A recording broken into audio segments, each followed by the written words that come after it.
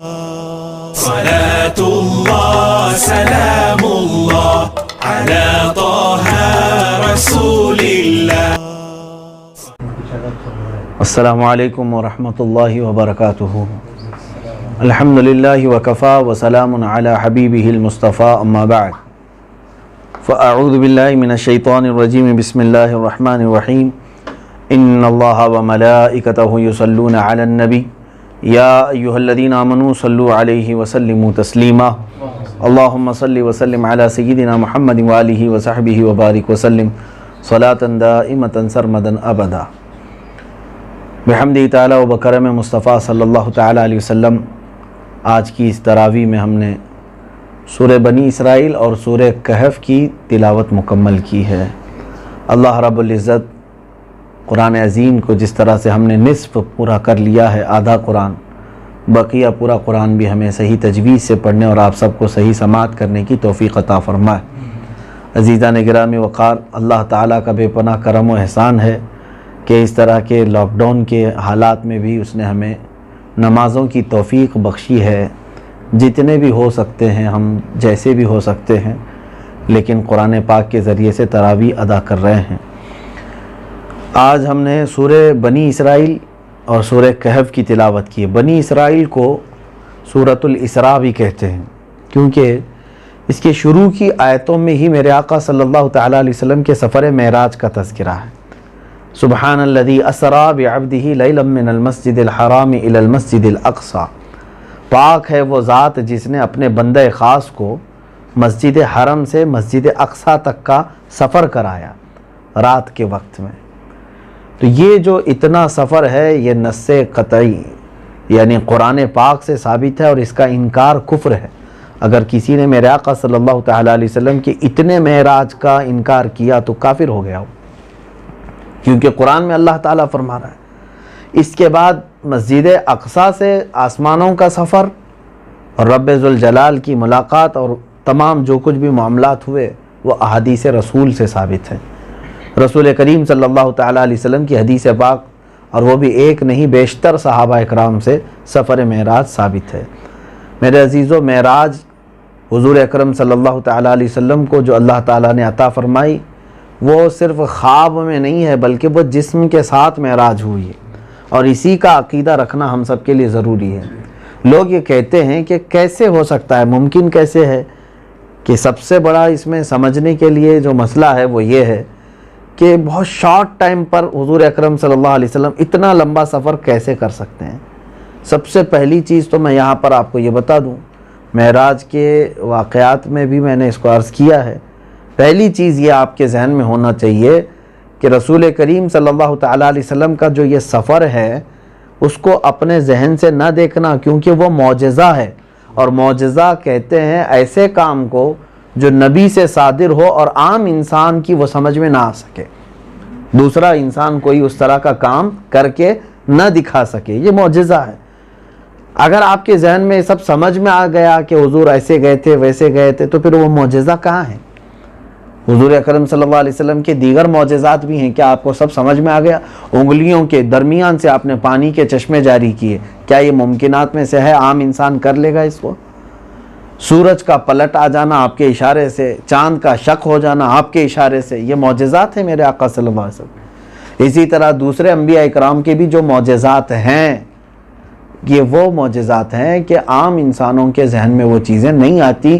اس مقام پر جا کر مسلمان کو یہ چاہیے کہ وہ اپنے نبی پر ایمان لائے اور یہ یقین رکھے کہ اللہ نے ان کو وہ طاقت عطا کی تھی تو یہ ممکن ہے. اسی لیے قرآن میں بھی اللہ نے جب یہ آیت بیان فرمائی معراج کی تو کیا فرمایا؟ یہ نہیں فرمایا کہ یہ بندے بڑے با کمال ہیں میرے محمد صلی اللہ علیہ وسلم جنہوں نے رات کو سفر کیا مسجد حرم سے مسجد اقصی تک کا. نہیں، بلکہ اللہ تعالیٰ اس سفر کو اپنی طرف منسوب کر کے یوں فرما رہا ہے، پاک ہے وہ ذات جس نے اپنے بندے کو سفر کرایا. اب اس میں تو شک ہی نہیں ہونا چاہیے. کیا تم اللہ رب العزت کی قوت اور اس کی طاقت پر بھی شک کرو گے کہ وہ کیسے کرا سکتا ہے؟ اس کی طاقت و قوت پر شک کرنے والا کوئی مومن ہو ہی نہیں سکتا. اس کی تو قوت یہ ہے، اللہ فرماتا ہے اذا اراد شیئا ان یقول له کن فیکون، جب وہ کسی چیز کا ارادہ فرما لے تو صرف فرما دیتا ہے کہ کن ہو جا تو وہ چیز ہو جاتی ہے۔ تو معراج کے معاملات میں زیادہ جن لوگوں نے اعتراضات کیے وہ گمراہ ہیں، ملحد ہیں، ان کو عقلی دلائل کی ضرورت پیش آتی ہے۔ مسلمان کا یہاں پر عقیدہ یہ ہے کہ یہ میرے نبی کریم صلی اللہ علیہ وسلم کا معجزہ ہے، اللہ نے آپ کے کمالات میں سے ایک کمال آپ کو یہ بھی عطا فرمایا تھا۔ میرے عزیزو، اس کی تفصیلات شب معراج کو میں نے عرض کیا ہے، معراج کے بیان میں موجود ہیں۔ بنی اسرائیل میں بہت ساری، یعنی سورہ بنی اسرائیل میں بہت سی آیات ہیں جو ہمارے لیے عبرت ہیں، درس ہیں۔ خاص طور پر اللہ تبارک و تعالیٰ نے یہاں پر سارے لوگوں کے لیے یہ فرمایا قضا ربک الا تعبدوا الا ایاہ۔ دیکھیں قرآن پاک میں اکثر مقامات پر یہ بات آئی ہے، رب تعالیٰ فرماتا ہے تمہارے رب نے یہ حکم فرما دیا ہے کہ اس کی عبادت کے علاوہ کسی کی عبادت نہیں کرو گے، اللہ ہی کی عبادت ہوگی، لا معبود الا اللہ، اللہ کے سوا کوئی معبود ہے ہی نہیں۔ معبود اس کو کہتے ہیں جس کی عبادت کی جائے، جس کی پوجا، جس کی پرستش ہو، تو اللہ کے علاوہ کسی کی عبادت نہیں ہوتی۔ لیکن فوراً اپنی عبادت کے بعد اگر رب تعالیٰ نے کسی بات کا ذکر فرمایا ہے کئی مقامات پر، تو رب تعالیٰ فرماتا ہے وَبِالْوَالِدَيْنِ احسانا، اپنے ماں باپ کے ساتھ اچھا سلوک کرو، بہتر سلوک کرو۔ اب اندازہ کریں گے آپ، رب تعالیٰ کی عبادت اور اس کے بعد دوسرا مقام کیا ہے، انسان کو کس چیز کا حکم دیا جا رہا ہے کہ اپنے ماں باپ کے ساتھ اچھا سلوک کرو۔ اور آگے آیتیں میں پڑھتا ہوں، سنیں، رب تعالیٰ فرماتا ہے اما یبلغن عندک الکبر احدہما او کلاہما فلا تقل لہما اف ولا تنہرہما، جب ان میں سے کوئی ایک بڑھاپے کو پہنچ جائے یا دونوں بھی بوڑھے ہو جائیں، عمر ان کی دراز ہو جائے، تو رب تعالیٰ فرماتا ہے ان میں سے دونوں میں سے کسی ایک کو تم فلا تقل لہما اف، اف تک نہ کہنا، ولا تنہرہما، اور جھڑک کر بات نہ کرنا کبھی۔ یہاں پر ایک بات میں سمجھاتا ہوں کہ ماں باپ کی اصل عزت اور عظمت اور ان کا ادب جو دیکھنے کو ہو سکتا ہے، تمہارا امتحان کب ہوگا معلوم؟ جب ماں باپ جوان ہوتے ہیں تب نہیں، بلکہ جب ماں باپ بوڑھے ہو جاتے ہیں تب تمہاری آزمائش کا دور ہے، کیونکہ بڑھاپا ان کا جو برداشت کر لے وہی بندہ فرما بردار ہے۔ وہ جب جوان ہوں گے، ہو سکتا ہے تم بچے تھے اس وقت تو آپ ادب کر ہی رہے تھے، کیونکہ وہ طاقتور ہیں، نہیں ادب کرو گے تو گھر سے نکالیں گے، ماریں گے تم کو، ڈانٹیں گے تم کو، تو اس وقت تم ادب کر رہے تھے جب تم چھوٹے تھے اور وہ بھاری بھرکم جوان تھے۔ لیکن ماں باپ کا اصل ادب جو دیکھا جائے گا اس وقت جب تم بھاری بھرکم جوان ہو چکے ہو اور وہ کمزور ہو چکے ہیں، اب ان کا بڑھاپا آ چکا ہے، اب وہ چل پھر نہیں سکتے، اس وقت تمہارے حرکات و سکنات کو دیکھا جائے گا کہ تم اپنے والدین کے ساتھ اب کیسا سلوک کرتے ہو۔ میرے عزیزو، جب جس کے بھی ماں باپ صحت مند ہیں، کما رہے ہیں، کھا رہے ہیں، ان کے ساتھ تو ان کے بچے اچھا ہی کے ساتھ ہی رہتے ہیں، اکثر دیکھنے کو آیا ہے۔ چند ہوں گے جو اس زمانے میں بھی ان کی نافرمانی کرتے ہوں گے، لیکن عموماً جو اولاد نافرمانی کرتی ہے اپنے والدین کی، وہ اس وقت جب بچوں کی شادی ہو چکی ہوتی ہے اور ماں باپ بوڑھے ہو چکے ہوتے ہیں۔ اب ان کے بڑھاپے کو برداشت کرنا سارے لوگوں کا نہیں سمجھ میں آتا ہے، بس سب کے بس کی بات نہیں ہے، کیونکہ اب دیکھنے کا یہ معمول بھی ہے، اور قرآن بھی یہ کہتا ہے وَمَن نُعَمِّرُ نُنَكِّسُ فِي الْخَلْقِ، ہم جس کو عمر دیتے ہیں پھر اس کو بچپن کی طرف لوٹا دیتے ہیں، یعنی بڑھاپے میں جو ہے بچپن کی یادیں آنے لگ جاتی ہیں، جیسے بچہ کرتا ہے ویسے ہی بوڑھا کرنے لگ جاتا ہے۔ بڑھاپا جو ہے وہ ایک بہت بڑی آزمائش ہے اولاد کے لیے۔ آپ دیکھتے نہیں، ایک بات وہ بار بار پوچھنے لگتے ہیں، تو تم اگر چڑ گئے وہاں پر تو گویا کہ تم امتحان میں ناکام ہو چکے ہو، کہ تمہاری یہ آزمائش کا وقت تھا۔ ایک ہی بات کو تم سے بار بار سوال کرتے ہیں، یہی چیز بچہ بھی کرتا ہے۔ آپ کو معلوم ہے، آپ جب بچے تھے اپنے ماں باپ سے بار بار یہی چیزیں پوچھ رہے تھے، لیکن ماں باپ نے کبھی آپ کو جھڑکا نہیں تھا، بچہ سمجھ کر کے بار بار وہ چیزوں کو بتاتے تھے۔ لیکن بڑھاپے میں وہی چیز وہ سوال کرتے ہیں، تم چڑ جاتے ہو، کہتے ہو کتنے مرتبہ بولوں ابا، سمجھ میں نہیں آتا ہے کیا؟ یہ سب جو جملے ہیں تمہاری آخرت تباہ کر دیں گے، تمہاری نیکیاں غارت ہو جائیں گی۔ جس نے اپنے والدین کے ساتھ سخت کلامی کی، حتیٰ کہ حدیث رسول اگر میں آپ کو بتاؤں، رسول کریم صلی اللہ علیہ وسلم نے فرمایا جس گھر میں ماں باپ کا نافرمان رہتا ہو، میرے آقا فرماتے ہیں میری یہ خواہش ہے کہ اس کے گھر کو میں آگ لگا دوں، اس کے گھر کو میں آگ لگا دوں۔ اللہ کی پناہ، اندازہ کریں میرے عزیزو، رسول پاک صلی اللہ تعالیٰ علیہ وسلم نے یہ فرمایا، اور اللہ کی اور فرشتوں کی لعنت ہے اس بندے پر جو اپنے والدین کی نافرمانی کرتا ہے۔ اور بلکہ رمضان المبارک کے متعلق آج جیسے جمعہ میں نے حدیث عرض کیا، ایک حدیث یہ ملتی ہے کہ جبرائیل امین علیہ السلام حضور صلی اللہ علیہ وسلم کی بارگاہ میں آ کر دعا کرنے لگے، اے اللہ کے حبیب صلی اللہ علیہ وسلم، وہ شخص ہلاک و برباد ہو جائے جو اپنے ماں باپ کو بڑھاپے میں پایا لیکن ان کا ادب نہیں کیا۔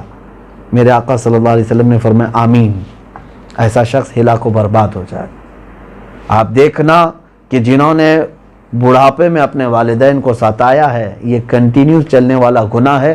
جب تم اس مقام پر پہنچو گے تمہارے ساتھ تمہاری اولاد اس سے بھی بدترین سلوک کرے گی، اور یہ کنٹینیو چلنے والی چیزیں ہیں۔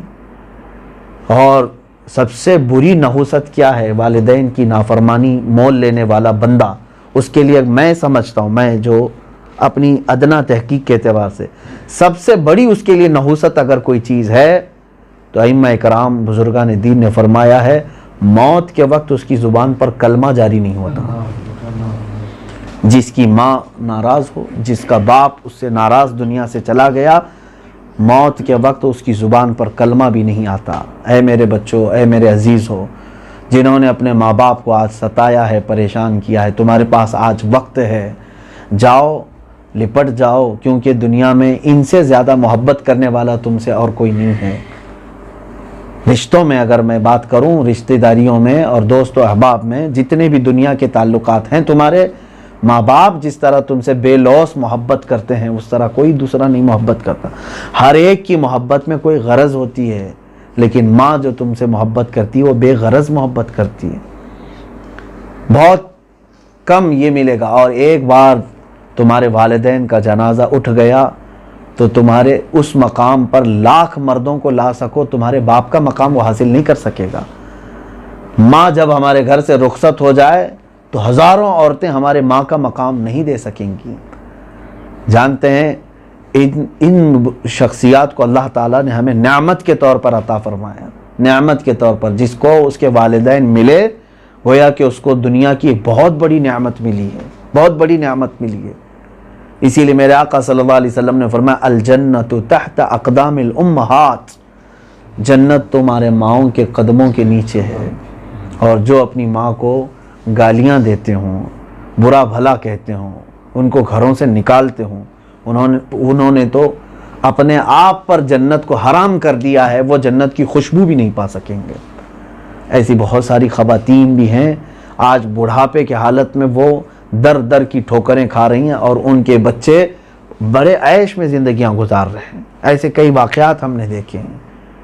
ایک بار میرے ساتھ خود کا اتفاق ہے، اولڈ ایج ہاؤس جو یہاں پر موجود ہے، ربیع الاول شریف کے موقع پر کچھ ہم نے کھانے وغیرہ کے پیکٹ لے کر کے ان تک پہنچنے کی کوشش کی، اور وہاں جب پہنچے تو بوڑھے لوگ، یہ کرسچن لوگ ایک وہ چلاتے ہیں، ادارہ ہے جو بوڑھے ہو جاتے ہیں ان لوگوں کو وہ وہاں پر لے کر کے پال رہے ہیں، کھانا پانی سب دے رہے ہیں۔ میں خود گیا تھا، کئی ہمارے بچے بھی تھے۔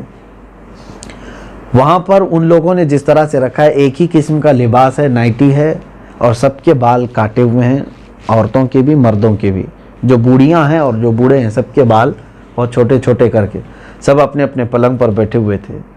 ہم جس کے پاس بھی جا رہے تھے سب خوشی سے لے رہے تھے۔ ایک خاتون جو ہے وہ رو رہی تھی، بار بار مجھے دیکھ کر کے رو رہی تھی۔ اس کے پاس میں پہنچا، جو چیز تھی اس کو دے دیا۔ میں نے اس سے پوچھا کہ اماں کیوں رو رہی ہو، کیا بات ہے؟ تو اس خاتون نے میرے قریب آ کر کے کہا بیٹا میں بھی ایک مسلمان عورت ہوں، بس آج عید ہے، ربیع الاول شریف کا موقع ہے، میری ایک ہی خواہش ہے کہ ایک بار جس طرح تم آئے میرا بیٹا بھی آ کے مل لے مجھ کو۔ میرا بیٹا موجود ہے، اس کے بچے ہیں، ساری چیزیں ہیں، لیکن میں جس طرح بے یار و مددگار یہاں پڑی ہوئی ہوں، میری ایک ہی خواہش ہے، مجھے یہ فروٹ، مجھے یہ کھانے کی اب طلب نہیں رہ گئی، ایک بار میرا بیٹا بھی مجھ سے آ کر کیوں مل لے. اپنی ماں کو جو اس طرح سے اولڈ ایج ہاؤس میں ڈال سکتا ہو میرے عزیزو، اس نے دنیا میں جہنم خریدی ہے. تمہیں یاد نہیں ہے جس ماں نے 9 مہینے تمہیں اپنے پیٹ میں رکھا، ایک ایک جھٹکا جو اس وقت تم لیتے تھے اس کا حق پوری زندگی بھر ادا نہیں کر سکتے. قرآن میں اللہ نے فرمایا ہے وَوَصَّيْنَا الْإِنسَانَ بِوَالِدَيْهِ حَمَلَتْهُ أُمُّهُ وَهْنًا عَلَى وَهْنٍ. تمہیں معلوم ہے اللہ فرماتا ہے ہم نے انسان کو حکم دیا ہے کہ وہ اپنے اپنے والدین کے ساتھ اچھا سلوک کرے. تمہاری ماں تمہیں اٹھائے پھرتی رہی، تکلیف پر تکلیفیں اٹھاتی تھی. بہت ساری باتیں ہیں میرے عزیزو. بہت سارے نوجوان آج ہلکی پھلکی چیزوں کی طرف دیکھ کر اپنے والدین سے نفرت کرنے لگ گئے.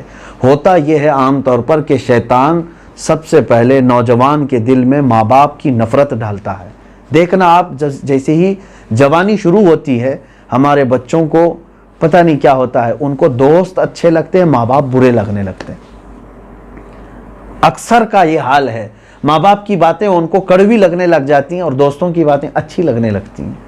وہ اپنے دوستوں کو ماں باپ پر ترجیح دیتے ہیں. یعنی ماں باپ کچھ نہیں ہے ان کے لیے لیکن دوست سب کچھ ہے. یہاں ماں دسترخوان پر انتظار کرتی ہے لیکن یہ ادھر عیاشیاں کرتا رہتا اپنے دوستوں کے ساتھ. تمہیں معلوم ہے کتنی خواہشوں کے ساتھ وہ تمہارا انتظار کرتے. عزیزان گرامی، بہت ساری باتیں ہیں جن لوگوں نے والدین کو ستایا، پریشان کیا. قرآن نے یہاں تک فرمایا تم اف تک نہ کہو. لفظ اف آیا، فلا تقل لہما افن، اف تک نہ کہنا، ولا تنہرہما، اور نہ انہیں جھڑک کر بات کرنا. ایسی بہت ساری چیزیں، مثالیں موجود ہیں. جنہوں نے ادب کیا اللہ تعالیٰ نے انہیں بڑے مقامات عطا فرمائے. سیدنا موسیٰ کلیم اللہ علیہ الصلوۃ والتسلیم کے متعلق یہ بات ملتی ہے. آپ نے پوچھا مولا قیامت کے بعد جنت میں میرا کون رفیق ہے، جنت میں میرے ساتھ رہنے والا کون ہے؟ اللہ تعالیٰ نے فرمایا فلاں قصاب ہے جو گوشت کا کاروبار کرتا ہے، بیچتا ہے، وہ آپ کے ساتھ جنت میں رہے گا. حضرت موسیٰ علیہ السلام نے دیکھا یہ قصاب گوشت بیچنے والا، اس کی کیا ایسی نیکی ہے جو نبی کے ساتھ اللہ اس کو جنت میں رکھ رہا ہے. آپ اس کی دکان تک پہنچ گئے، وہ دن بھر کاروبار کرتا رہا، کوئی تو ایسی بظاہر نیکی نظر نہیں آئی. حضرت موسیٰ علیہ السلام شام ہوتے ہی اس کے پیچھے اس کے گھر تک پہنچ گئے. وہ آپ کو لے کر کے چلا، کہا کہ آج آئیے آپ اگر میرے گھر آتے ہیں مہمان بنے. جیسے ہی گھر میں داخل ہوا اس کے چھوٹے چھوٹے بچے اس سے لپٹ گئے. ابا آ گئے گھر پہ آ گئے، لیکن اس نے اپنے بچوں سے پیار کرنے کے بعد ان کو الگ کیا، سائیڈ کیا، اور گھر میں جا کر کے اس نے روٹی نکالی اور روٹی کو پانی میں یا دودھ میں چور کر کے اس کی بوڑھی ماں بستر پر تھی، اس کے منہ میں روٹی کے لقمے ڈالنے لگا. اس کے بچے کہہ رہے تھے کہ ابا ہمیں بہت بھوک لگی ہے.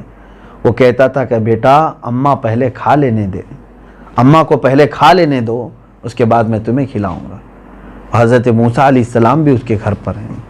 اپنی بوڑھی ماں کو اس نے روٹیاں کھلائیں اور وہ بستر پر سے ہی دعا کر رہی تھی، اے مولا میرے بچے نے مجھے خوش کیا ہے، تو اسے جنت میں نبیوں کے ساتھ رکھنا. حضرت موسیٰ علیہ السلام اس کے گھر سے نکل آئے اور آپ نے فرمایا یقیناً اس کو اگر اللہ تعالیٰ نے موسیٰ کا رفیق بنایا ہے تو یہ اس کی ماں کی دعا ہے اس کے ساتھ. میرے عزیزو، ماں کی دعا لو، اس مقام تک پہنچو گے جہاں تم اپنی محنت سے پوری زندگی بھر نہیں پہنچ سکو گے.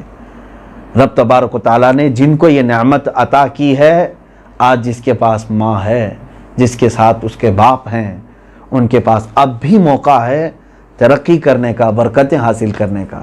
اور ایک اور بات میں آپ کو بتاؤں، انسان کی زندگی میں ایک وقت ایسا آتا ہے جو سب سے بڑا بدبخت کب بنتا ہے آدمی؟ جب برکتیں رک جاتی ہیں، آسمان کی دروازے اس کے لیے بند ہونے لگتے ہیں. کون سا وقت ہے؟ تو حضرت ذوالنون مصری رضی اللہ تعالیٰ عنہ کی غالباً یہ باتوں میں سے ہے. آپ فرماتے ہیں تم دیکھنا اگر تمہاری زندگی میں ایسا وقت آ گیا کہ تم سے ڈر کر کے تمہارے ماں باپ تم کو کچھ نصیحت کرنا چھوڑ دیں تو سمجھ لو کہ تمہاری بدبختی کے دن شروع ہو گئے. عام طور پر ایسا ہوتا ہے، بچہ جوان ہو گیا، اب ماں باپ ڈرنے لگے، ارے کچھ بولوں تو گھر سے چھوڑ کے چلا جائے گا. کچھ بولے تو ہڑکا دیتا ہے، پلٹ کر کے مارنے آ جاتا ہے۔ تو ماں باپ نے خاموشی اختیار کرنا شروع کی۔ بچپن میں اس کو بولتے رہتے تھے، بیٹا یہ مت کر، یہ کر، یہ نہیں کرنا، یہ کرنا، نصیحت تو کرتے رہتے تھے، لیکن ایک وقت ایسا آ جاتا ہے جب وہ جوان ہو گیا تو ماں باپ ڈرنے لگ جائیں، اب پتہ نہیں اب بولوں تو کیا سمجھے گا۔ تو جس وقت تمہارے ساتھ ایسا وقت آ گیا کہ اب ماں باپ تم کو نہ ڈانٹ رہے ہیں نہ نصیحت کر رہے ہیں، صرف خوف سے، تمہاری یہ بدبختی کا وقت شروع ہو گیا ہے، تمہارے رزق کی کٹوتی کا وقت شروع ہو گیا ہے، برکت ختم ہو رہی ہے۔ انہیں ہمیشہ اس طرح سے رکھو کہ والدین تمہیں ان کی موت تک نہیں بلکہ تمہاری موت تک اللہ ان کو زندہ رکھے اور وہ تمہیں نصیحت کرتے رہیں۔ ایک بہت پتے کی بات مجھے یہ یاد آتی ہے، کسی دانشور نے کہا ہے کہ نوجوان ہمیشہ یہ چاہتے ہیں کہ اب یہ ماں باپ کی کھٹکھٹ ختم ہو جائے، کبھی تو مجھے خود سے کرنے دیا جائے، میں خود سے کر سکتا ہوں، پھر بھی ماں باپ بار بار پیچھے لگے رہتے ہیں، ہر بار پوچھنا پڑتا ہے۔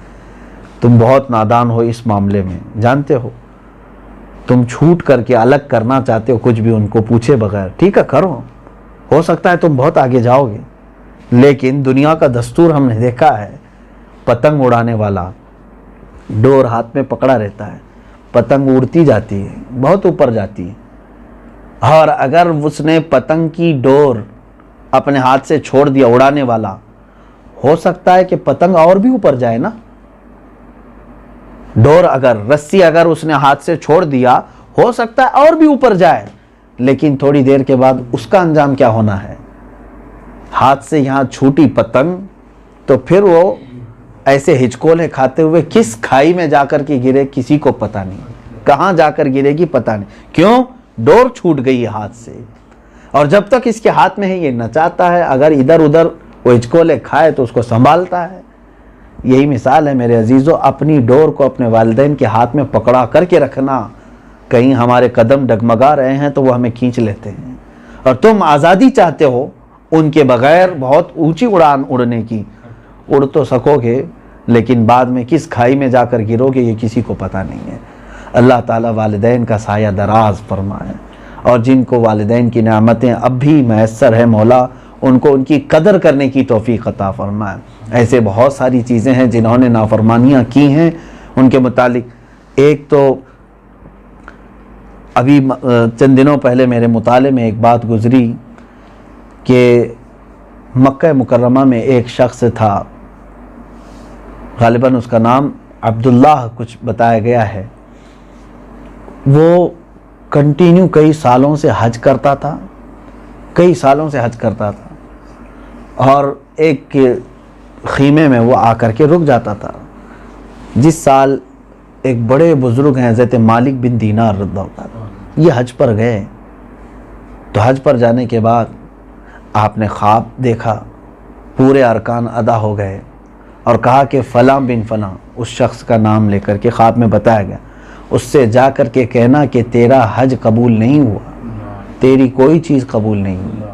حضرت مالک بن دینار رحمۃ اللہ علیہ خواب سے اٹھے، پوچھا کیا ایسے ایسے نام کا کوئی شخص ہے؟ سبوں نے کہا ہم جانتے ہیں، یہ پچھلے 25 سال سے حج پہ آ رہا ہے، وہ مشہور تھا اور سب لوگ اس کی تعریف کر رہے تھے، بڑا نیکوکار ہے، بہت خوب اچھا آدمی ہے۔ حضرت مالک بن دینار اس کا خیمہ تلاش کرتے ہوئے اس کے پاس گئے، تو جاتے ہی اس نے دیکھا، پوچھا آپ کہاں سے؟ کہا میں مالک بن دینار ہوں۔ عزت کر کے بٹھایا اور اس نے کہا کیا آپ نے خواب دیکھا ہے؟ کچھ کوئی خواب دیکھا ہے آپ نے؟ حضرت مالک بن دینار نے کہا تجھے کیسے خبر؟ کہا ہاں یقیناً آپ نے کوئی خواب دیکھا ہوگا جس میں یہ کہا گیا ہوگا کہ میرا حج قبول نہیں ہوا ہے۔ تو حضرت مالک بن دینار نے کہا تجھے اتنی باتیں بھی معلوم ہیں؟ تو اس شخص نے رونا شروع کیا، کہا اے اللہ کے ولی، پچھلے 25 سال سے میرے ساتھ یہی ہو رہا ہے، ہر سال میں حج پہ آتا ہوں، اللہ کے اولیاء میں سے کوئی بھی حج پر ہوتا ہے وہ خواب دیکھتے ہیں اور آ کر کے مجھے خبر دے دیتے ہیں کہ تیرا حج قبول نہیں ہوا۔ کہا کیوں، وجہ کیا ہے؟ کہا بات یہ تھی، میری جوانی کا دور تھا، پیسوں کی ریل پیل میرے پاس تھی، بہت مال تھا، اور دوستوں کے ساتھ میں بہت عیاشیاں کرتا تھا۔ ایک رات تھک کر کے آیا، ماں جو ہے بیٹھی ہوئی تھی، ماں نے مجھے ڈانٹنا شروع کر دیا کہ دن بھر تیرا کوئی کام کاج نہیں، پیسے اڑاتا ہے دوستوں پر. اور وہ مجھے سمجھاتی رہی تو میں نے کہا اے بوڑھی خاموش ہو جا. میں نے بار بار ماں کو خاموش کرنے کی کوشش کی تو ماں نے جو ہے غصے میں کہا کہ تو اتنا بدبخت ہو گیا ہے کہ اب ماں کی بھی نہیں سنتا اور میری باتیں بھی تجھے اچھی نہیں لگتی. اس وقت وہ نشے میں تھا. یہ کہتا ہے میں شراب پی کر آیا تھا، نشے میں تھا. میں جا کر کے اپنی ماں کا سر پکڑا اور اس کو چولہے میں لگا دیا. میری ماں وہیں پر جل کر راکھ ہو گئی، انتقال ہو گیا. اتنا اس نے کہا اور ہچکیاں لینا شروع کیا. پھر اس کے بعد نشے کے عالم میں ہی وہ اسی طرح پڑھا رہ گیا. وہ کہتا ہے صبح جب میں بیدار ہوا تو میری بیوی بھی چھوڑ کر جا چکی تھی. سارے لوگ کہ جو بندہ اپنی ماں کو جلا سکتا ہے پھر وہ کس کے ساتھ بھلائی کر سکتا ہے. سب چھوڑ کر کے مجھے جا چکے. اس کے بعد پھر مجھے احساس ہوا کہ میں نے کتنا بڑا گناہ کیا. سارا مال میں خرچہ کر چکا ہوں، سب خیرات کر دیا، گھر بھی چھوڑ دیا، اور اتنی نیکیاں کرتا ہوں، پوری رات نماز پڑھتا ہوں اور ہر سال حج کرتا ہوں. اس کے باوجود ہر سال مجھے یہی کہا جاتا ہے کہ تیرا حج قبول نہیں ہوا. وہ رونے لگا. حضرت مالک بن دینار رحمۃ اللہ تعالی علیہ نے فرمایا کہ پھر تجھ جیسے آدمی کے ساتھ تو یہی ہونا ہے کہ جس نے اپنی ماں کو جلا دیا، اس کے ساتھ کیا ہو سکتا ہے. حضرت مالک بن دینار رحمۃ اللہ تعالی علیہ یہ کہہ کر کے نکلے. دوسرے دن آپ نے خواب میں دیکھا کہ یقیناً اب اگر اس کی کوئی بخشش ہو سکتی ہے تو اس کی ماں کی سفارش پر ہی ہو سکتی ہے. ماں تو جل گئی آگ میں، لیکن مولا تبارک و تعالیٰ اس کی بخشش کا ایک راستہ نکالے گا، کیونکہ یہ بندہ اتنی توبہ کر رہا ہے، اتنا رو رہا ہے کہ قیامت کے دن اس کو جہنم کی آگ کے سامنے کرے گا. ماں بے قرار ہو جائے گی، بے چین ہو جائے گی اور کہے گی کہ مولا میرا بیٹا اگرچہ نافرمان تھا، کیا میرے سامنے اسے جلایا جائے گا؟ اگر وہ میرے ساتھ جو سلوک کیا اس کی بنیاد پر اسے جلایا جا رہا ہے تو میں اسے معاف کرتی ہوں. ماں اس وقت اسے معاف کرے گی تو اللہ تبارک و تعالیٰ بھی اسے آگ سے بچائے گا. عزیزان گرامی، کہنے کا مطلب یہ ہے تم لاکھوں نیکیاں کر لو، اگر تمہارے والدین تم سے خفا ہیں تو تمہاری نیکیاں پانی میں چلی گئی. قیامت کے دن پھر تمہیں بدبختوں میں اٹھایا جائے گا اور کہیں ایسا نہ ہو کہ فیصلہ جہنم کا آ جائے. اللہ رب العزت ہم سب کو والدین کی سرپرستیاں عطا فرمائے اور انہیں لمبی عمریں ہم سب کے سروں پر قائم رکھے اور درازی عطا فرمائے. سورہ بنی اسرائیل میں اور بھی بہت ساری آیتیں ہم نے تلاوت کی. اللہ نے ایک بات یہ بھی فرمائی وَلَا تَمْشِ فِي الْأَرْضِ مَرْحًا، زمین پر اکڑ کر مت چلنا. یہ اخلاقیات بہت سارے اس سورے میں آئے اور اللہ تعالیٰ یوں فرماتا ہے إِنَّكَ لَن تَخْرِقَ الْأَرْضَ وَلَن تَبْلُغَ الْجِبَالَ طُولًا، بے شک تم نہ زمین پر تیزی سے اکڑ کر کے چلو گے تو زمین نہ پھٹ جائے گی اور نہ تم پہاڑ کی طرح بلند ہو پاؤ گے. تم دیکھو ذرا جس زمین پر چل رہے ہو تم سے بہت درجے مضبوط ہے یہ، اور تم اگر بلند کر کے سر اکڑا کے چلو گے بھی تو پہاڑ کے اتنا بلند ہو بھی نہیں سکو گے. غرور و تکبر اتنی بری چیز ہے یہ جس نے عزازیل کو شیطان بنا دیا. یہ غرور و تکبر ہی تو تھا. میں کہنا انا خلقتہ، یہ اس نے کہا کہ خلقتنی من نار و خلقتہ من طین، مجھ کو تو نے آگ سے بنایا ہے اور اس کو مٹی سے بنایا ہے. اور اس نے انا کا جو لفظ استعمال کیا، اللہ کو یہی سب سے زیادہ ناپسند ہے.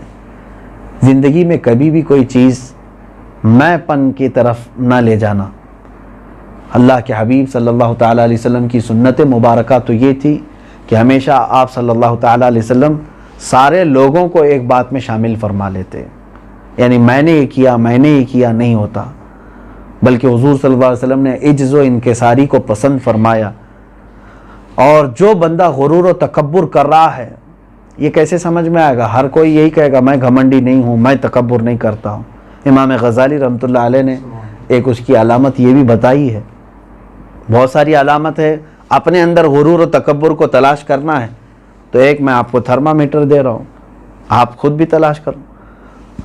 آپ فرماتے ہیں دیکھو اگر تم کسی مسلمان کو دیکھو تو جلدی سلام کرتے ہو، پہل کرتے ہو، تو اس کا مطلب ہے کہ تم غرور و تکبر سے پاک ہو. اور اگر تم انتظار کرتے ہو کہ وہ آئے مجھے سلام کرے، میں کیوں سلام کروں، وہ گزر رہا ہے مجھے سلام کرے، غرور ہے تمہارے اندر، تکبر ہے جس کا تم انتظار کر رہے ہو۔ حتیٰ کہ رسول کریم صلی اللہ علیہ وسلم بچوں کو سلام فرماتے تھے، چھوٹی عمر کے بچوں کو بھی حضور سلام فرماتے تھے۔ تو تکبر اور غرور ایک ایسی چیز ہے جو انسان کو ختم کر دیتی ہے، اور اللہ نے فرمایا تکبر میری چادر ہے، اور جو دنیا میں تکبر کرتا ہے گویا کہ وہ میری چادر میں مجھ سے جھگڑا کر رہا ہے۔ ہم تو صرف ایک ہی اکبر مانتے ہیں، وہ کون ہے؟ اللہ اکبر۔ اور قیامت کے دن تکبر کرنے والوں کو بلایا جائے گا، این المتکبرون، کہاں ہے وہ غرور کرنے والے، میں پن میں رہتے تھے، ان کو بلایا جائے گا، وہ سب ایک طرف ہوں گے، ان کو اللہ تعالیٰ چونٹیوں کی طرح بنائے گا، چونٹیوں کی شکل کی طرح اتنا بنائے گا، اور پورے اہل محشر کو کہا جائے گا کہ اپنے پیروں سے روندتے ہوئے ان کو جاؤ، تاکہ ان کو ان کی حیثیت معلوم ہو۔ عزیزان گرامی، میرے آقا صلی اللہ علیہ وسلم کے خطبۃ الوداع میں، حجۃ الوداع کے خطبے میں آپ نے سنا، حضور نے یہی تو فرمایا کلکم من بنی آدم، کلکم من آدم و آدم من تراب، تم سب کے سب آدم سے بنائے گئے اور آدم کو مٹی سے بنایا گیا ہے۔ ہماری حیثیت ایک مشت خاک ہے، یہ مٹی ہے جہاں سے ہم پیدا ہوئے اور وہیں پر جانے والے ہیں۔ تو بہت زیادہ غرور و تکبر جو ہے انسان کو خاک میں ملاتا ہے۔ اور ایک بات یاد رکھنا، اکثر ٹھوکر وہی کھاتا ہے جو اکڑتا ہے، اکڑتا ہے۔ اور ایک یہ بھی چیز ہے، حکماء نے فرمایا ہے کہ اگر تمہارے اندر ایمان ہو، علم ہو اور محبت رسول ہو تو تمہارے اندر غرور و تکبر نہیں آئے گا، کیونکہ جس درخت کی ٹہنی میں پھل ہوتے ہیں وہ جھکی رہتی ہے، اور جس میں پھل نہیں ہوتے وہ تنی رہتی ہے۔ اور پھر اکڑنا مردوں کا کام ہے، کہ اب ان کے اندر کوئی بینڈنگ نہیں ہے، وہ بالکل اکڑ کر کے ہے، یعنی اکڑ کا مطلب بے جان ہے، اب اس کے اندر کوئی فولڈنگ نہیں ہو سکتی۔ اور زندہ آدمی ہمیشہ فلیکسیبل ہونا چاہیے کہ اس کے اندر عاجزی و انکساری بھی آئے، ہمیشہ اپنے آپ کو بڑا سمجھنا اور لوگوں سے یہ خواہش رکھنا کہ لوگ ہی میری تعظیم کریں، میری عزت کریں، میں کسی کی عزت نہ کروں، یہی تکبر ہے، یہی غرور ہے۔ بے شمار اس کی مذمتوں میں احادیث کریمہ بھی آئی ہیں، حکماء کے اقوال بھی ہیں۔ اللہ تعالیٰ غرور و تکبر سے ہم سب کو محفوظ و مامون فرمائے، اور اس نحوست سے اللہ تعالیٰ زندگی بھر ہم سب کی حفاظت فرمائے۔ سورہ بنی اسرائیل میں دیگر بہت ساری آیات بینات جو موجود ہیں، اس میں سے ایک آیت یہ بھی اللہ نے فرمایا کہ خرچ زیادہ کرنے والوں کے متعلق وَلَا تُبَذِّرْ، اللہ نے فرمایا ان المبذرین کانوا اخوان الشیاطین، اللہ فرماتا ہے فضول خرچی کرنے والے شیطان کے بھائی ہیں۔ فضول خرچ کرنے والے شیطان، فضول خرچ کس کو کہتے ہیں؟ ضرورت سے زیادہ استعمال کرنا، جتنی ضرورت تھی اس سے زیادہ تم نے جو چیز بھی استعمال کی، اور یعنی بغیر کسی حاجت کے جہاں پیسے لٹاتے ہیں، ان کو کہا گیا ہے کہ یہ شیطان کے بھائی ہیں۔ جیسے گناہوں پر اپنے پیسے بہانا جو جس کی تمہیں حاجت نہیں، ہاں اپنے کھانے کے لیے اچھے سے اچھا کھاؤ، اپنے پہننے کے لیے اچھے سے اچھا پہنو، رہنے کے لیے اچھا گھر استعمال کیا آپ نے، یہ فضول خرچی نہیں ہے، یہ آپ کی حاجات میں سے۔ لیکن جو چیز تمہاری حاجت میں نہیں تھی اس پر تم نے خرچ کیا، جیسے گناہوں پر یا کسی کو دیکھنے کے لیے، معاذ اللہ رب العالمین، یہ جو کچھ ہمارے پیسے خرچ ہو رہے ہیں اس کے متعلق اللہ نے فرمایا یہ شیطان کے بھائیوں میں سے ہیں۔ اللہ تعالیٰ اس بری عادت سے بھی ہماری حفاظت فرمائے، اور قرآن پاک کی ہر آیت پر ہمیں عمل کی توفیق عطا فرمائے۔ وآخر دعوانا ان الحمد للہ رب العالمین۔ کچھ سوالات ہیں، معمول کے مطابق آج بھی ان کے جوابات پیش کرنے کی کوشش کر رہا ہوں۔ آج کا یہ ٹاپک تھا زکوٰۃ کے متعلق۔ تو پہلا سوال یہ کیا گیا ہے زکوٰۃ کن پر واجب ہے؟ ظاہر سی بات ہے، یہ سب سے پہلے معلومات ہونے ضروری ہیں۔ زکوٰۃ مالک نصاب پر، عاقل بالغ مالک نصاب ہو۔ مالک نصاب کسے کہتے ہیں؟ مالک نصاب جو ہے شریعت نے ایک لمٹ مقرر کی ہے مال میں، سونا چاندی مال پیسے، اتنے لمٹ کا جس کے پاس مال ہوگا اس کو مالک نصاب کہتے ہیں۔ وہ لمٹ کیا ہے؟ سونے میں 7.5 تولہ، چاندی میں 52.5 تولہ، اور پیسوں میں ان میں سے کوئی ایک کی قیمت، یعنی 52.5 تولہ چاندی کی قیمت کا بھی اگر کوئی مالک ہے، جیسے آج مارکیٹ میں 52.5 تولہ چاندی کی قیمت ایگزیکٹ تو میں نہیں بتا سکتا، جو ریٹ چل رہا ہوگا روز الگ الگ ہوتا ہے، 25,000 اگر فار ایگزامپل، تو 25,000 قیمت ہے اس کے پاس، 52.5 تولہ چاندی کی قیمت ہے۔ سیونگ انکم کی بات نہیں ہے، سیونگ بچی ہوئی ہے، اور اس پر سال گزر گیا تو وہ مالک نصاب ہوا، اس پر زکوٰۃ واجب ہو گئی۔ بات سمجھ میں آ گئی؟ اب کچھ لوگ یہاں پر کنفیوژن کے شکار ہیں کہ کسی نے کہا کہ میرے پاس 5 تولے سونا ہے، 7.5 تو نہیں ہے، 2 تولے چاندی ہے، 52.5 تولہ بھی نہیں۔ میرے عزیزو، یہاں پر اگر ایسی سچویشن ہے تو دونوں نصابوں کو ملا کر کے دیکھا جائے گا۔ جیسے 2 تولہ سونا اور 2 تولہ چاندی کو ملانے پر 52.5 تولہ چاندی آ سکتی ہے کہ نہیں آ سکتی؟ 52.5 تولہ چاندی کی قیمت ہو جائے گی۔ اگر کوئی ایک بھی نصاب پورا ہو گیا تو مالک نصاب ہے۔ ضروری نہیں کہ 7.5 تولہ سونا ہونا چاہیے۔ ہاں، یہ کب؟ جب اس کے پاس پیسہ بھی نہیں، چاندی بھی نہیں، خالی سونا ہے، تو دیکھا جائے گا جب تک 7.5 تولہ نہیں ہوتا تب تک وہ مالک نصاب نہیں ہے۔ یہ شریعت کی چھوٹ ہے۔ اونلی صرف سونا ہے، گولڈ ہے، باقی اس کے ساتھ دوسرا نصاب کا کچھ بھی نہیں ہے، یعنی مال بھی نہیں، پیسہ بھی نہیں ہے اور چاندی بھی نہیں ہے۔ تو کب تک مالک نصاب نہیں ہوگا یہ؟ جب تک 7.5 تولہ نہ ہو۔ لیکن دوسرے بھی ہیں اس کے ساتھ، یعنی چاندی اور پیسے، تو پھر تینوں کو ملا کر کے کسی ایک نصاب کے برابر ہو جاتا ہے تو مالک نصاب ہوگا۔ اسی طرح سونا بالکل نہیں ہے، پیسہ بھی نہیں ہے، لیکن صرف چاندی ہے اس کے پاس۔ چاندی اگر اس کے پاس 50 تولے بھی ہے تب بھی وہ مالک نصاب نہیں ہوا۔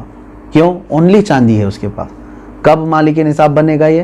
52.5 تولہ چاندی۔ اس چیز کو سمجھ رہے نا؟ بہت سارے لوگ اس میں کنفیوز ہیں کہ ہمارے پاس 10 تولہ چاندی بھی ہے، 5 تولہ سونا بھی ہے، دونوں بھی نصاب کو نہیں پہنچے ہیں، یعنی 7.5 تولہ یہ نہیں ہے اور 52.5 تولہ یہ نہیں ہے۔ ایسا نہیں ہے۔ اگر 2-3 نصاب کی چیزیں ایک ساتھ آپ کے پاس ہیں تو سب کو ملا کر کے اگر 52.5 تولہ چاندی کی قیمت ہو جاتی ہے تو آپ مالک نصاب ہو گئے، آپ پر زکوٰۃ فرض ہے، اور آپ کو زکوٰۃ نہیں دی جا سکتی۔ کسی نے اگر ایسے شخص کو زکوٰۃ دیا تو اس کی زکوٰۃ ادا بھی نہیں ہوئی۔ کیا زکوٰۃ کے پیسوں سے راشن دے سکتے ہیں یا پیسے ہی دینا ضروری ہے؟ بالکل، جس مستحق کو، یعنی جس کو زکوٰۃ دینا ضروری ہے، وہ 8 قسم کے لوگوں کا ذکر قرآن پاک میں آیا ہے، جس میں سے آج 5 لوگ پائے جاتے ہیں۔ آیت ہے، اللہ تعالیٰ نے فرمایا انما الصدقات للفقراء والمساکین والعاملین علیہا والمؤلفۃ قلوبہم وفی الرقاب والغارمین فی سبیل اللہ وابن السبیل۔ اللہ تعالیٰ نے فرمایا صدقات واجبہ یعنی زکوٰۃ فقیروں کو دیا جائے گا۔ فقیر کا مطلب وہ نہیں ہے جو ڈھول بجاتے ہوئے گھومتے ہیں۔ فقیر، شرعی فقیر کس کو کہتے ہیں، اس کی ایک ڈیفینیشن ہے، جس کے پاس نصاب کے برابر پیسے نہیں ہیں۔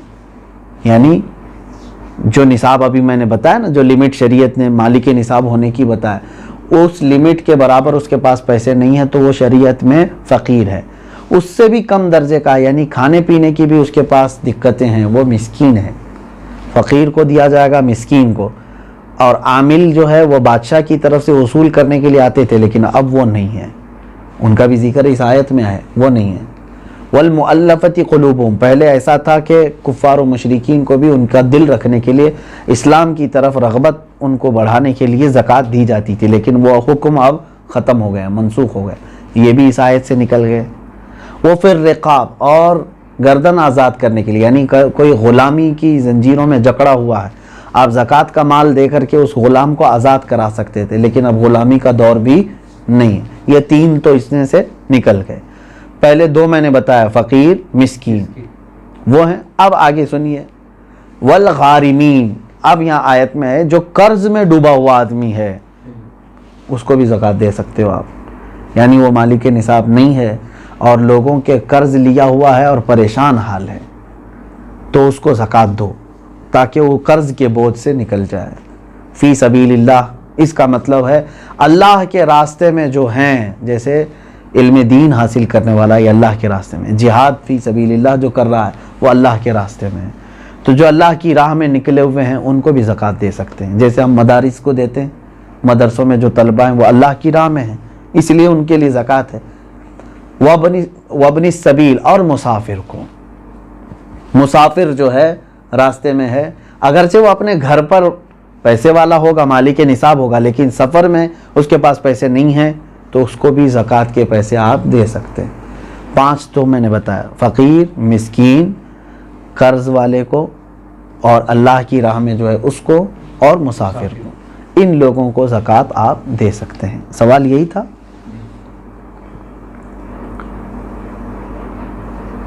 سوال یعنی جن لوگوں کو زکوٰۃ دینا ہے، میں نے یہی کہا تھا کہ ان کو چاہے تو آپ پیسہ دیں، چاہے تو ان کی ضرورت کا سامان دیں، جائز ہے، لیکن ان کو مالک بنانا ہوگا آپ کو. کیا زکوٰۃ قرض لے کر ادا کر سکتے ہیں؟ جب آپ کے اوپر ہے ہی نہیں زکوٰۃ تو قرضہ کائے کے لے لو گے؟ مزید قرض میں ڈوب جاؤ گے اور تم پھر دوسروں کو زکوٰۃ دینا پڑے گا. تمہیں قرض لے کر زکوٰۃ نہیں دی جاتی. ہو سکتا ہے یا سوال کرنے والا یہ کہہ رہا ہو کہ وہ مالک نصاب ہے لیکن ابھی فی الحال اس کے پاس پیسے نہیں ہیں. شاید ہو سکتا ہے ان کے پوچھنے کا مطلب یہ ہو. یہی ہے. ہاں، اگر یہ مسئلہ ہے تو پھر اس کو کہیں سے بھی اب زکوٰۃ دینا ہے. دیکھیں سچویشن کیسی ہے. 1 لاکھ روپے میرے پاس تھے، میں مالک ہوں، میں 1 لاکھ کا مالک ہوں، تو مالک نصاب ہو گیا، سال گزر گیا، لیکن ابھی ایسا ہے کہ میرے پاس پیسہ نہیں ہے، زکوٰۃ دینا تھا. تو تمہارے لیے تو شریعت نے چھوٹ رکھی ہے، جب تمہارے پاس پیسہ آئے گا تب زکوٰۃ دو گے. قرضہ لے کر دینے کی ضرورت نہیں، مزید بوجھ میں جاؤ گے. تم انتظار کرو کہ وہ تمہارا جو پیسہ ہے وہ آ جائے، لیکن اگر 5 سال کے بعد آیا تو 5 سال کی زکوٰۃ دینا ہوگا. 3 سال بعد آیا تو 3 سال کی زکوٰۃ دینی، کیونکہ تمہارا پیسہ اٹکا ہوا ہے، جب آئے گا تب دو گے. ابھی نہیں ہے تمہارے پاس تو تمہارے لیے معاف ہے. شریعت نے کہا انتظار کرو. اور اگر قرضہ لے کر کے ادا کر دیا تو زکوٰۃ تو ہو گئی، لیکن وہ قرضہ تمہارے اوپر بوجھ چڑھ گیا. جب تمہاری اصل رقم آئے گی تو قرض ادا کرنا ہوگا. سوال یہ ہے کیا جائیداد پر بھی زکوٰۃ ہوتی ہے؟ بالکل. یعنی جائیداد کا مطلب اگر آپ یہ سمجھ رہے ہو کہ بہت سارے لوگ زمینیں جو ہے لے کر کے انویسٹ کرتے ہیں اور بعد میں بیچنا چاہتے ہیں، تو یہ مال تجارت ہوا، اس پر بھی زکوٰۃ ہے. تجارت کا جو مال ہے اس پر بھی زکوٰۃ ہے. لیکن جائیداد کا مطلب اگر آپ یہ سمجھ رہے ہیں کہ آپ جس گھر میں رہ رہے ہیں یا گھر بنانے کے لیے کوئی جگہ لیے ہیں، اس پر زکوٰۃ نہیں. ایسی جائیداد جو آپ ضرورت کے لیے لیے ہوں، وہ چاہے کروڑوں کی کیوں نہ ہو، اس پر زکوٰۃ نہیں. یہ حاجت اصلیہ میں سے ہے، ضرورت میں سے ہے. ہاں، اگر کوئی ایک تھوڑی سی ایک ٹکڑا زمین کا ہی آپ نے اس لیے لیا کہ آج اس کی قیمت 10 لاکھ ہے، میں رکھوں گا، چند دنوں کے بعد 20 لاکھ ہو جائے گی، میں بیچوں گا، تو آپ اس میں تجارت کر رہے ہیں نا. تو تجارت کی نیت ہوئی آپ کی، تو اس زمین پر بھی زکوٰۃ ہے. سوال یہ ہے اس کورونا کے ماحول میں مسلمانوں کے ساتھ ساتھ غیر مسلم بھی راشن کے محتاج ہے، تو کیا انہیں اس حالت میں زکوٰۃ کے پیسے دے سکتے ہیں؟ زکوٰۃ یہ شریعت کا حق ہے. زکوٰۃ یہ شریعت کا حق ہے، یعنی اللہ تبارک و تعالیٰ نے مسلمانوں پر فرض کیا ہے. زکوٰۃ صرف صاحب اسلام کو، مسلمان کو ہی دی جا سکتی ہے. ہاں، مدد کی بات جہاں تک ہے، غیر مسلم ہیں ان کی بھی آپ مدد کر سکتے ہیں مخلوق خدا ہونے کی حیثیت سے. اگر ان میں سے کوئی محتاج ہے آپ مدد کریں، لیکن زکوٰۃ کے پیسوں سے نہیں، دوسری اماؤنٹ سے آپ ان کی مدد کر سکتے ہیں. میں مدد کی ممانعت کی بات نہیں کر رہا ہوں کہ مدد نہیں کر سکتے کسی.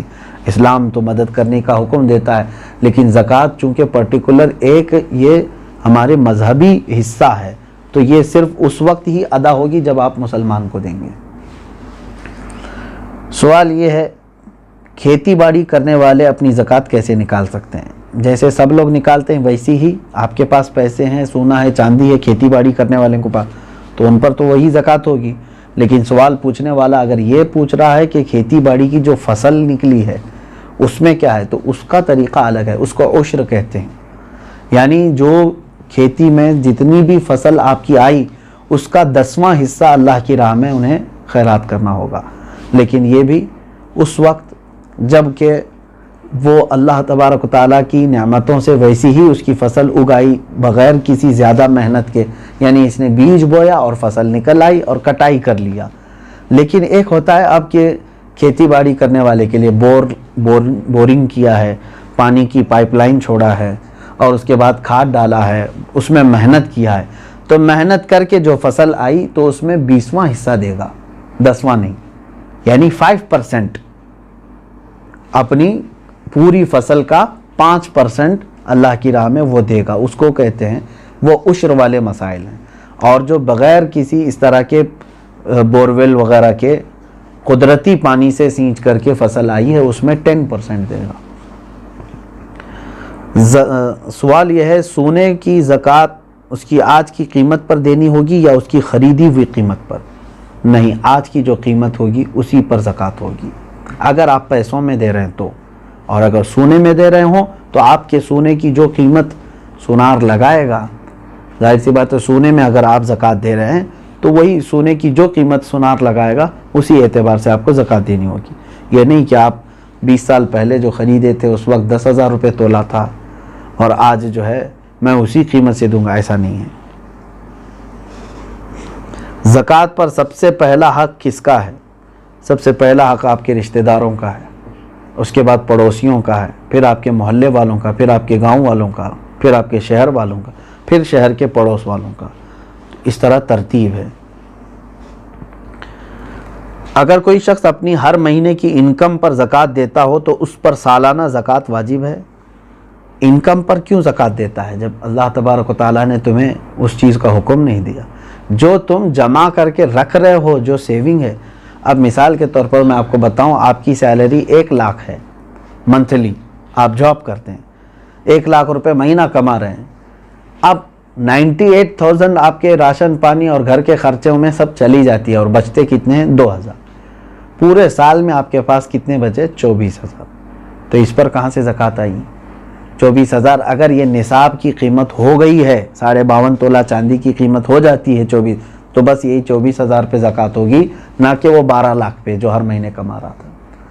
آپ کما کر کے جتنا اپنے اوپر خرچ کر دیے اس پر زکوٰۃ نہیں، کما کر کے جو آپ بچا کر کے رکھے ہیں ضرورت سے جو زیادہ، اس پر زکوٰۃ ہے. یہ ٹیکس اور زکوٰۃ میں یہی فرق ہے. ٹیکس جو ہے انکم پر لگتی ہے، گورنمنٹ جو ہے نا ہماری انکم پر ٹیکس لگاتی ہے. جتنا تم کما رہے ہو اس کا ٹیکس دو، بچا رہے ہو وہ الگ ہے. اور شریعت نے ہم کو کیا کہا ہے؟ جتنا چاہے کماؤ. خرچہ کر دیے تو اس کی پوچھ نہیں. 1 کروڑ کمائے مہینے میں اور تمہارے 98 لاکھ خرچ ہو گئے، اس کی شریعت نے زکوٰۃ نہیں مانگی. 2 لاکھ اگر تمہارے پاس بچے ہوئے ہیں تو اس کی. لیکن گورنمنٹ کیا مانگے گی؟ 1 کروڑ کمائے ہو، انکم ٹیکس پورے 1 کروڑ کی ٹیکس تمہیں دینا ہوگا. یہ زکوٰۃ اور ٹیکس میں فرق ہے. سوال یہ ہے اگر کسی نے جگہ خریدی ہے گھر بنانے کی نیت سے مگر 1 سال ہو گئے اب تک گھر نہیں بنا سکے تو کیا اس کی بھی زکوٰۃ دینا ضروری ہے؟ آپ کی نیت دیکھی جائے گی. آپ جو جگہ خرید رہے تھے تو گھر بنانے کی نیت سے نا، تو ابھی چاہے 10 سال بعد بھی بنائیں، آپ نے نیت کیا ہے گھر بنانے کی، تو جب تک آپ گھر نہیں بنائیں گے کوئی اس پر زکوٰۃ نہیں ہے، اس جائیداد پر زکوٰۃ نہیں دینی. آپ اپنے گھر بنانے کے لیے وہ زمین لیے ہیں. سوال یہ ہے کہ میرے پاس کل 250 گرام سونا ہے، اس میں سے کچھ سونے پہ لون لیا ہے تو وہ بینک میں ہے، باقی سونا میرے پاس ہے، تو کتنے سونے پر زکوٰۃ نکالنا ہے؟ پورے 250 پر یا صرف اس پر جو میرے پاس باقی بچا ہوا ہے؟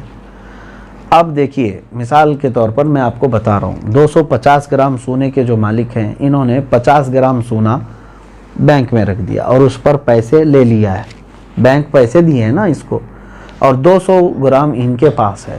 اب زکوٰۃ جو ہے آپ کے 200 جو آپ کے پاس ہے اسی پر ہے کیونکہ وہ گروی ہے اور آپ کے پاس پیسہ ہے، اس 50 گرام کا پیسہ ہے. اگر وہ پیسہ پورا صحیح سلامت آپ کے پاس ہے 50 گرام کا جتنا بھی ملا، وہ 200 گرام سونے میں ملا کے زکوٰۃ دیں گے آپ. بات تو ایک ہی ہو گئی. 50 گرام سونے پر جو بینک نے آپ کو پیسے دیے ہیں اگر وہ پورے خرچہ کر دی آپ کے پاس نہیں ہے تو اس کی زکوٰۃ نہیں، لیکن وہ بھی رکھے ہوئے ہیں آپ کے پاس، اور 200 گرام گھر کا سونا بھی ہے، تو اماؤنٹ اور 200 گرام دونوں سونا ملا کر کے سب کی ملا کے زکوٰۃ دینی ہوگی۔ بات سمجھ میں آ گئی؟ ہاں، اب آپ نے پورے خرچہ کر دیے اور تو بینک میں جو 50 گرام سونا ہے اس کی زکوٰۃ نہیں، جب تک کہ آپ اس کو چھڑا کر کے نہیں لاتے، کیونکہ ابھی آپ فی الحال اس کے مالک نہیں ہیں، کیونکہ اس کے بدلے میں آپ نے پیسے لے لیے ہیں۔ سوال یہ ہے، میرے پاس 2 لاکھ روپے تھے، وہ میں نے قرض حسنہ دیا ہے، کیا مجھے 2 لاکھ روپیوں پر زکوٰۃ دینا ہے جبکہ وہ میرے پاس ابھی واپس نہیں آئے؟ کیونکہ آپ کو دینا ہے، آپ مالک ہیں اس کے، قرضہ کسی اور کو دیا ہے آپ نے، آپ زکوٰۃ آج دے دو، ہو سکتا ہے وہ قرضدار جلدی واپس لوٹا بھی دے گا انشاءاللہ، نہیں تو اس میں خرابی، اس کی نیت خراب ہونے کے بھی اندیشے ہیں۔ اب یہ ہے کہ آپ کی ہے کہ نہیں وہ رقم آپ کی ہے نا، آج اس کے پاس ہے، ابھی وہ دے نہیں رہا ہے، چلو وہی والا مسئلہ جو پہلے میں نے کہا، 5 سال کے بعد بھی اگر اس نے لوٹایا تو پورے 5 سال کی زکوٰۃ دینی ہو۔ ابھی تو آپ کے لیے ٹھیک ہے، گنجائش، اگر آپ ابھی نہیں دینا چاہ رہے ہیں اس کی اس اماؤنٹ کی زکوٰۃ، ٹھیک ہے، آپ کے پاس نہیں ہے وہ 2 لاکھ، لیکن 5 سال کے بعد جب وہ 2 لاکھ واپس آپ کے پاس آ گئے تو پورے 5 سال کی کاؤنٹ کر کے آپ کو زکوٰۃ دینی پڑے گی، کیونکہ آپ اس وقت بھی مالک تھے، آپ بھی مالک ہیں۔ اسی لیے ہر سال اگر اس کی نکالتا ہی رہ جائے تو اچھا ہے کہ جس دن وہ آئے گی تو آپ فری رہیں گے، پورے 2 لاکھ روپے آپ کے پاس رہیں گے، ورنہ پھر جب آئے گی 10 سال کے بعد تو زکوٰۃ اس میں پتہ نہیں کتنی بڑھ چکی ہوگی۔ ہاں، یہاں تک آج کے یہ مسائل شرعیہ تھے۔ اور ایک کیا آخری سوال کیا تھا؟